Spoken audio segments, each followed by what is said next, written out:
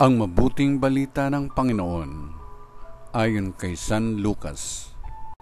Papuri sa iyo, Panginoon.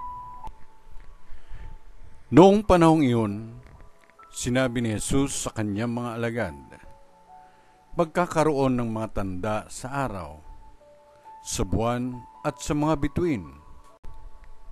Sa lupa, ang mga bansa ay masisindak at malilito dahil sa ugong at mga daluyong ng dagat.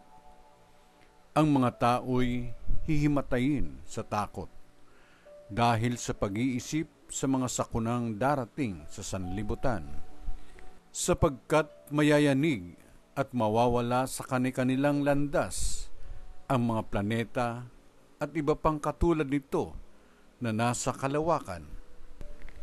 Sa panahong iyon, ang anak ng tao'y makikita nilang dumarating na nasa alapaap, may dakilang kapangyarihan at malaking karangalan.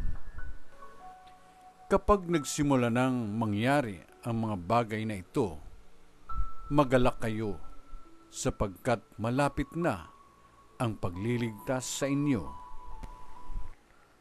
Mag-ingat kayo na huwag magumon sa katakawan at paglalasing at mabuhos ang inyong isip sa mga intindihin sa buhay na ito. Baka abutan kayo ng araw na yaon na hindi handa.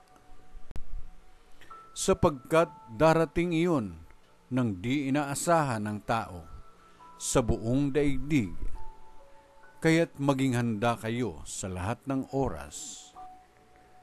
Lagi ninyong idalangin na magkaroon kayo ng lakas upang makaligtas sa lahat ng mangyayaring ito at makaharap sa anak ng tao. Ang mabuting balita ng Panginoon. Pinupuri ka namin, Panginoong Jesucristo.